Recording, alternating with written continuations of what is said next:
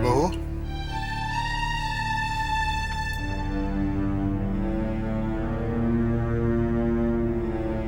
अब कैसी तबीयत है?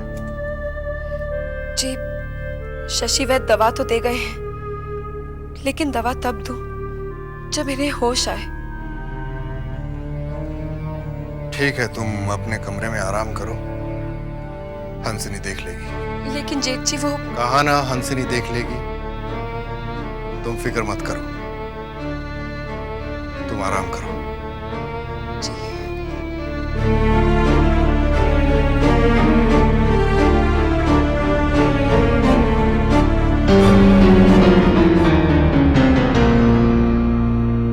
बड़ी माँ, क्या हुआ री? पता है मजले बाबू हंसिनी को हवेली में लेकर आए हैं। क्या? हे भगवान, ये मजले को क्या हो गया? कहीं फिर से ना अनर्थ हो जाए। हंसिनी, संभालो इसे। आप बिल्कुल चिंता मत कीजिए, अब मैं आ गई हूँ ना, दीदी ठीक हो जाएंगे।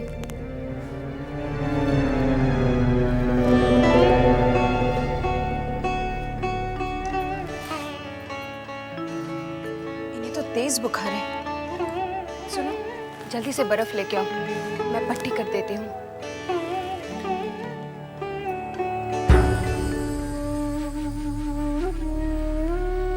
हंसिनी क्यों आई है? साले साहब, जाना तो ये मजले बाबू हंसिनी को मजली बहुरानी के देखभाल के लिए ही लाए हैं। एक बात बता बंसी, का? जब मजली बहू ठीक हो जाएगी तो हंसिनी को देखकर बड़ी माँ की तरह हंगामा खड़ा नहीं कर देगी? ये तो मजली बहू के ठीक होने के बाद ही पता चलेगा। आप जाना तो साले साहब, जब हंसिनी पहली बार मजले बाबू की जिंदगी में आई थी तो हमको अच्छी तरह से याद है कि महीनों तक मजले बाबू पलट कर भी मजली बहू की तरफ नहीं देखे थे। क्या वो कहीं बाहर से आई थी? हाँ, बनारस से कलकत्ता आई थी एक महफिल में मुजरा करने अपनी माँ के साथ। मजले बाबू भी वो महफिल में गए थे। मजले बाबू ने मुजरा देखा और हो गए लट्टू। फिर क्या है, जैसे मुजरा खत्म हुआ, सुना है कि मजले बाबू खड़े हुए और मांग लिया हसीनी को उसके माँ से।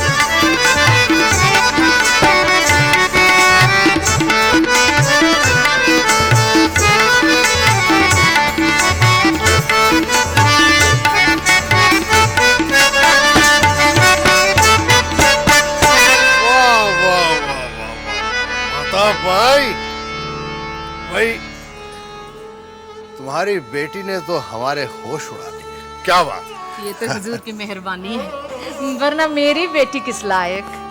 हमारे लायक है तुम्हारी बेटी, हमारे लायक। अच्छा भाई, तुमको अब बनारस जाने की जरूरत नहीं है, तुम यहीं रहोगी हमारे पास कलकत्ता। अचानक साल भर के बाद हंसिनी की माँ बीमार हो गई और वो भगवान को प्यारी हो गई। बस फिर क्या था, हंसिनी हो गई मजले बाबू की जायदाद। अच्छा साले साहब, चलते हैं, देखूं जाके मजली बहू को होश आया कि नहीं। हैं? ठीक है, जाते।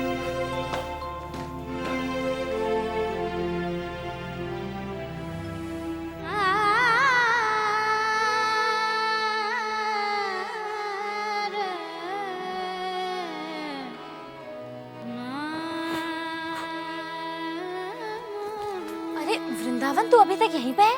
गिरी को छोड़ने नहीं गया? अरे छोटे बाबू आते होंगे, अगर उन्होंने गिरी को देख लिया तो मुसीबत खड़ी हो जाएगी। जा जल्दी जा। और गिरी कहाँ है? वो सीढ़ी पर बैठी है। गिरी, गिरी, चल जल्दी मेरे साथ चल। तेरे लिए जो कपड़े वगैरह खरीद कर लाए हो ना, उसे गठरी में बांध ले, छोटे बाबू आने वाले हैं।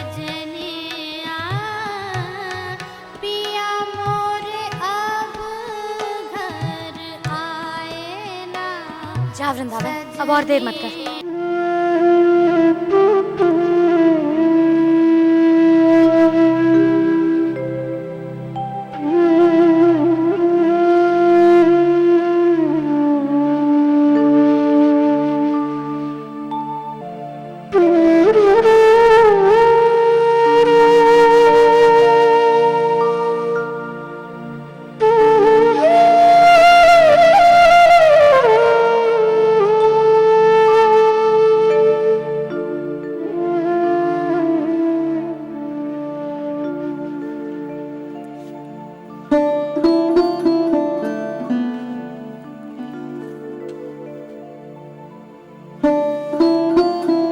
समझ में नहीं आ रहा हमारी मछली को होश क्यों नहीं आता। जानती हो हंसनी, हम तुम्हें यहाँ क्यों लेकर आए हैं? क्योंकि तुम्हारे हाथों में जादू है। तुम्हें याद है बहुत अरसा पहले हम बीमार हुए थे और तुमने अपने इन्हीं हाथों से हमें ठीक किया था। तो वही जादू हमारी मछली पे तुम क्यों नहीं चलाती? जादू? जादू से एक बात याद आई। हम समझे नहीं। बरानगर में एक बाबा है जो पान और सुपारी पर मंत्र फूंक देते हैं, जिसे खाते ही बड़ी से बड़ी बीमारी दूर हो जाती है। तो देर किस बात की, फौरन रवाना हो जाओ ना। जी। सिंधु, सिंधु जी, सुन, तू जल्दी से मुझे पान सुपारी ला कर दे। और सुन, बगी लगाने को कह, मैं बरानगर जाऊंगी। जी।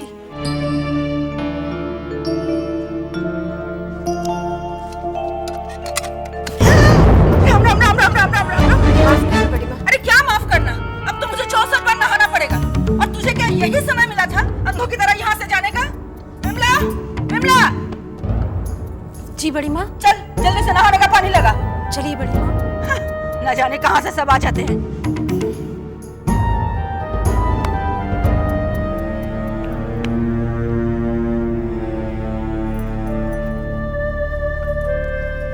जल्दी बरानगर चलो। जी। चलो रे चल।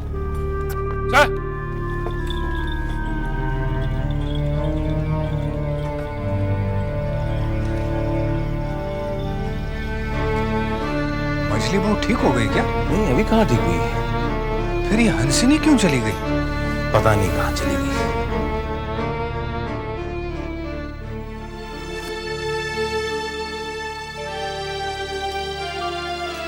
आपको पता है मछली दीदी की तबीयत बहुत खराब है। पता चला मैं बंसी से। अब कैसी तबीयत है? अभी तक उन्हें होश नहीं आया है। डॉक्टर शशि क्या कहते हैं? उनकी दवाई भी असर नहीं कर रही। आपको उन्हें एक बार देख लेना चाहिए। हमारे जाने से उनकी तबीयत थोड़ी ठीक होने वाली है। फिर भी आपका फर्ज बनता है, उन्हें एक बार देख लीजिए।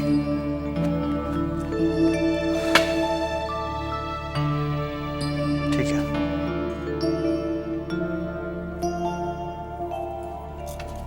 अब तक होश आया कि नहीं? जी नहीं, अभी तक होश नहीं आया है। भाई ऐसा क्या हो गया जब तक होश नहीं आया?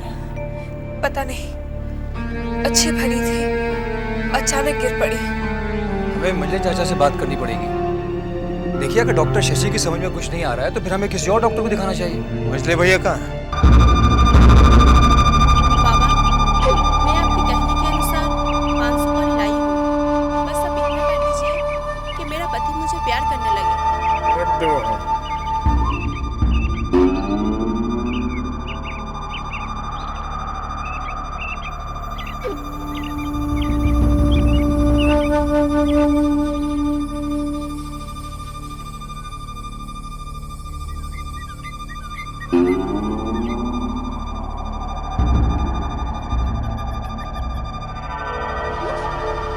ले जा, ये खिला देना, सब ठीक हो जाएगा।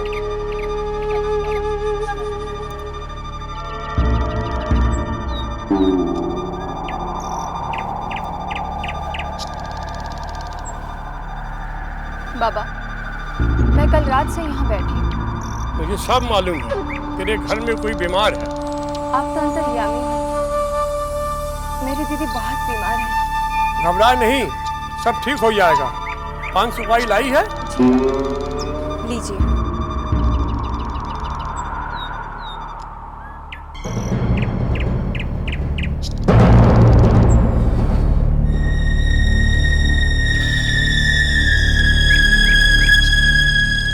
जा, उसे खिला देना, सब ठीक हो जाएगी। धन्यवाद बाबा। बाबा, आपकी दक्षिणा? मैं दक्षिणा नहीं लेता। जिस दिन मैं दक्षिणा लूंगा मेरा सब कुछ खत्म हो जाएगा। बंसी भैया, मुझे लगता है वो वारानगर कुछ जादू टोना करवाने गई है। हो सकता है मजली मालकिन को मारकर खुद मालकिन बनने का सपना देख रही है वो। तुम लोग गलत समझ रहे हो, हंसनी वैसी नहीं है।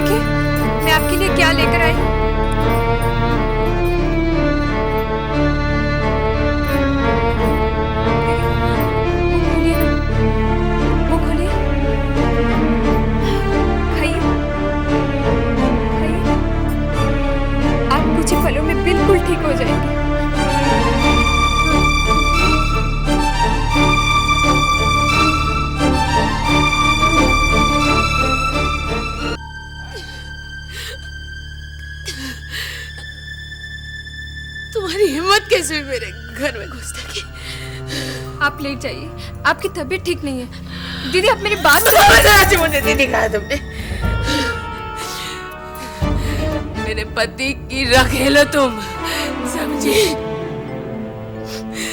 रखेल को घर के बाहर रखी जाती है, घर के चार दीवारी में नहीं लाई जाती है। मेरे घर की दहलीज लांघने की हिम्मत कैसे की तुमने? ये झूठे आंसू बहाकर ना तो मेरे दिल में कोई जगह बना सकती है, ना ही मेरे घर में। मैं तेरी चाल को अच्छी तरह समझ चुकी हूँ। तू मेरी जगह लेना चाहती है, हाँ? अरे मेरे जीते जी तो क्या, मेरे मरने के बाद भी तू मेरी जगह नहीं ले सकती। निकल यहाँ से, निकल जा यहाँ से सिंधु, इस मनहूस को निकाल यहाँ से। खड़ी खड़ी क्या देख रहे? चुप कीजिए, निकली मालकिन, चुप कीजिए, निकाल इसे। इसे मनहूस कहने से पहले कम से कम सच्चाई को तो जान लिया होता। जिसे तुम मनहूस कह रही हो, जिसे घर से निकल जाने के लिए कह रही हो, जानती हो उसने तुम्हारे लिए क्या किया है? उसने तुम्हारे लिए क्या नहीं किया है? दिन रात तुम्हारी सेवा की, अपने रात दिन एक कर दिए तुम्हारी सेवा में। सोना तो बहुत दूर की बात है। 4 रातें मजली बहू, 4 रातें अपनी आंखें तक नहीं झपकाई, और उसी को तुम आंखें दिखा रही हो। डॉक्टर जवाब दे गया, हकीम की दवा कोई काम न आई, तुम्हें ठीक नहीं कर पाई। तब ये बरानगर गई, जहां किसी बाबा की दुआ की वजह से आज तुम सांसें ले रही हो। और तुम इसे मनहूस कह रही हो? रहने दीजिए मजली बाबू, ये सेवा मैंने किसी की वाहवाही लूटने के लिए नहीं की। ये तो मेरा धर्म था, और शायद दीदी ने मुझे गलत समझ लिया।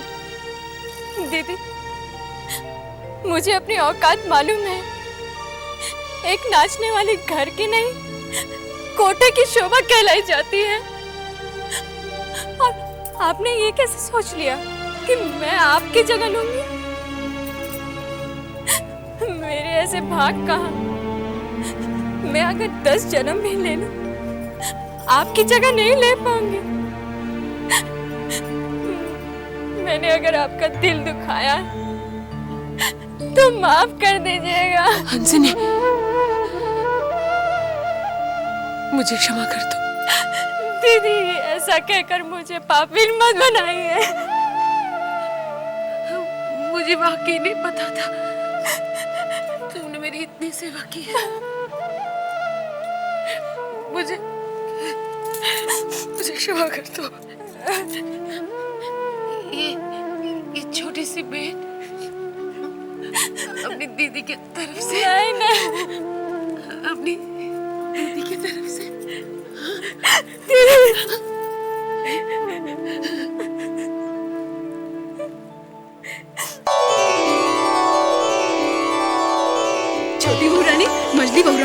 एकदम से ठीक हो गई। यशोदा दुलार, तेरा लाख लाख शुक्र है। लेकिन छोटी बहू रानी, मझली बहू रानी पर किसी दवा का असर नहीं हुआ है। उन पर असर हुआ है तो एक बहुत ही पहुंचे हुए बाबा के मंत्रों का। क्या मतलब? छोटी बहू रानी, मैंने सुना है कि हंसनी वाराणगढ़ गई थी। वहाँ पर उसे एक पहुंचे हुए बाबा मिले। उन्होंने उसे 5 सुपारी में मंत्र फूंक दिए और जैसे ही वो 5 सुपारी मछली बहू रानी को खिलाया गया तो वो एकदम से ठीक हो गई। मुझे यकीन नहीं होता कि एक बाबा के मंत्रों में इतनी शक्ति हो सकती है। छोटी बहू रानी, आपको कुछ नहीं मालूम। मंत्रों में बहुत शक्ति होती है।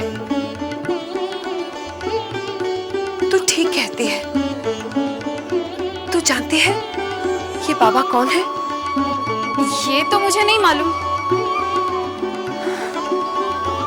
चिंता जी, मेरे लिए इन बाबा का पता करना बहुत जरूरी है। शायद ये अपने मंत्रों से मेरी जिंदगी में खुशहाली ला दे, मेरा रूठा हुआ सुहाग मुझे वापस लौटा दे। तू जाकर इनका पता कर। छोटी बहू रानी, आप बिल्कुल फिक्र मत कीजिए।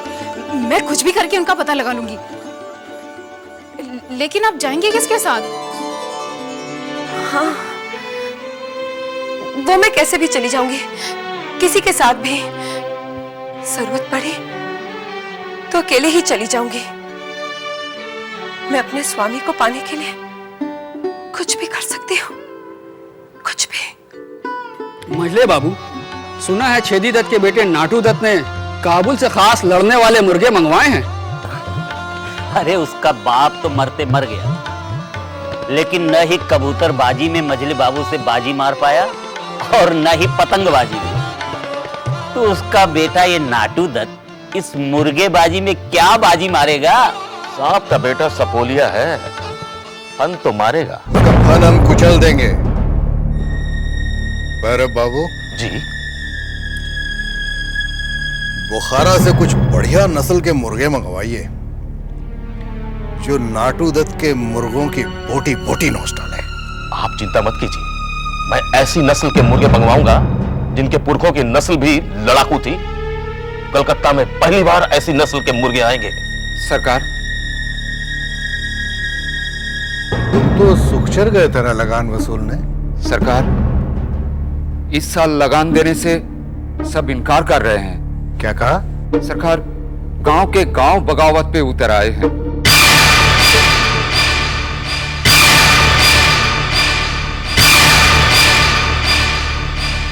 उन लोगों की इतनी हिम्मत। वो लोग ये कह रहे हैं सरकार कि इस साल उनकी फसल अच्छी नहीं हुई। वो लोग ये भी कह रहे हैं कि अगर हम जमींदार को लगान दे दे तो हमारे बच्चे भूखे मर जाएंगे। हमने किसी के जीने मरने का ठेका नहीं ले रखा है। हम हरगिज ऐसा नहीं करेंगे। फौरन हमारे सुखचर जाने का बंदोबस्त किया जाए।